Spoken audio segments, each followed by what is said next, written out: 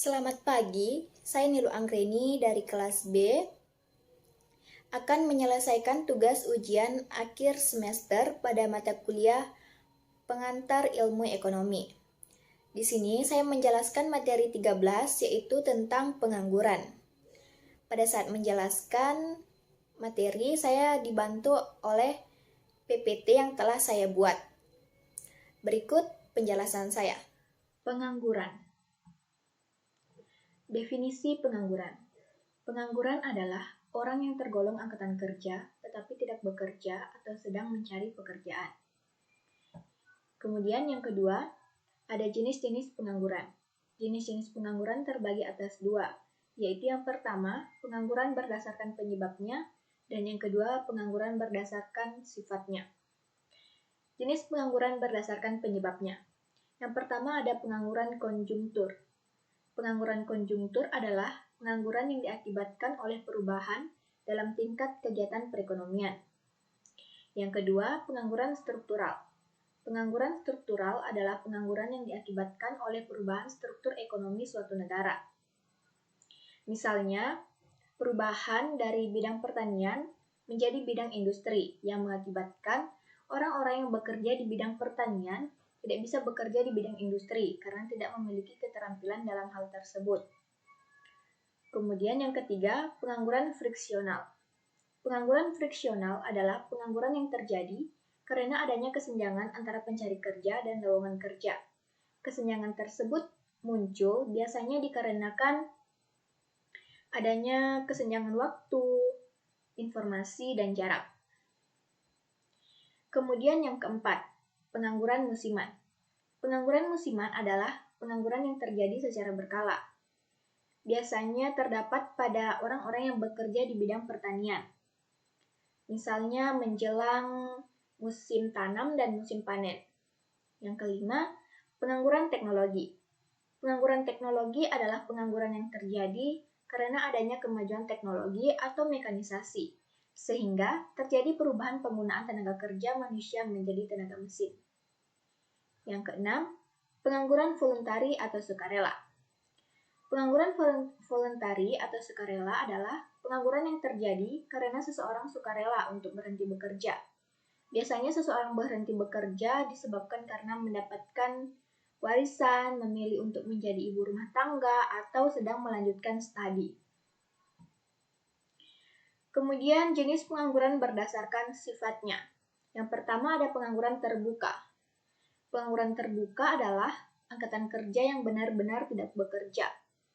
Misalnya dikarenakan tidak adanya lapangan pekerjaan, tidak ada kemauan untuk bekerja, atau lowongan kerja yang tersedia tidak sesuai dengan latar belakang pendidikan yang dimiliki. Yang kedua, pengangguran setengah menganggur. Pengangguran setengah menganggur ini adalah angkatan kerja yang bekerja di bawah jam kerja normal, atau bekerja kurang dari 35 jam dalam satu minggu. Yang ketiga, pengangguran terselubung. Pengangguran terselubung adalah angkatan kerja yang bekerja tidak optimal, sehingga terjadi kelebihan tenaga kerja. Kemudian selanjutnya ada tingkat pengangguran.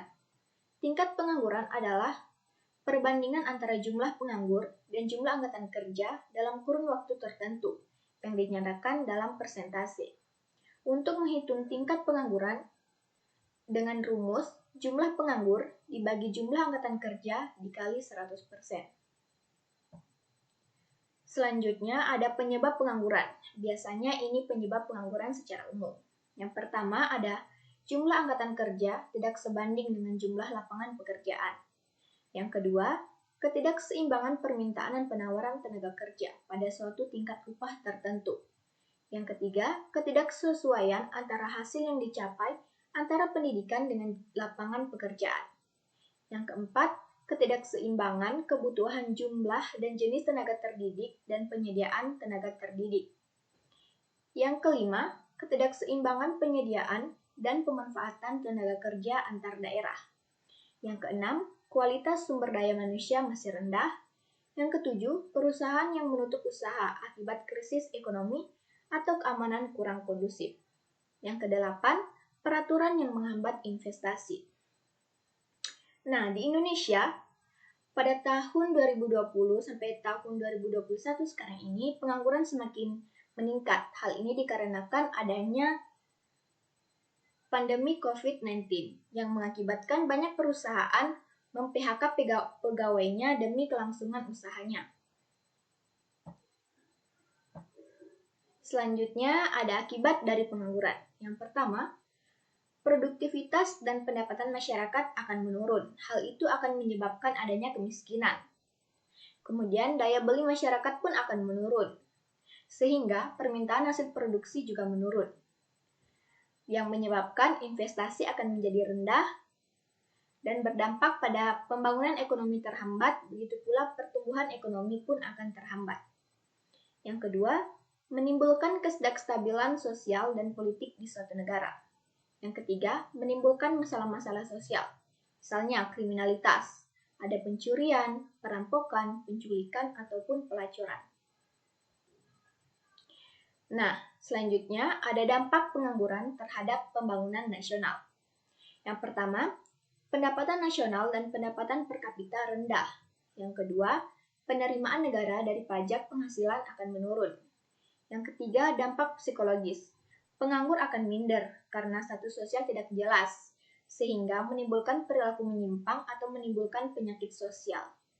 Yang keempat, meningkatkan biaya sosial, misal biaya keamanan, biaya proses peradilan, maupun biaya medis.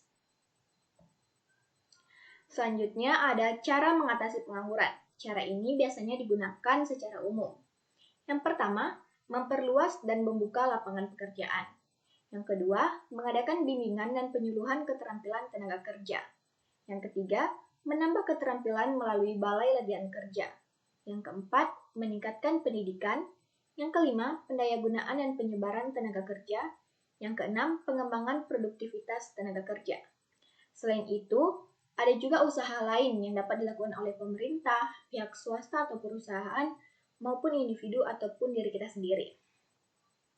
Yang pertama, usaha yang dapat dilakukan pemerintah adalah membuka balai latihan kerja, meningkatkan mutu sekolah kejuruan, SMK misalnya, dan juga meningkatkan kondisi yang lebih kondusif pada saat penanaman modal, transmigrasi, maupun KB. Kemudian untuk pihak swasta atau perusahaan dapat bekerja sama dengan sekolah atau kampus atau universitas agar mahasiswa dan siswa dapat magang di tempatnya di perusahaannya, sehingga mahasiswa atau siswa tersebut telah memiliki pengalaman-pengalaman untuk bekerja. Kemudian untuk individu, diri kita sendiri, kita dapat membekali diri kita dengan keterampilan-keterampilan yang mungkin akan dibutuhkan oleh perusahaan-perusahaan. Misalnya komputer dan keterampilan berbahasa asing.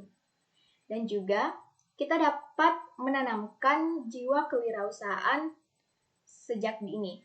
Karena jika tidak bisa mencari lapangan pekerjaan, mengapa tidak untuk kita menciptakan lapangan kerja? Baik, itulah tadi penjelasan saya mengenai tugas ujian akhir semester dengan materi 13 pengangguran. Kurang dan lebihnya mohon dimaafkan. Saya akhiri dengan terima kasih dan selamat pagi.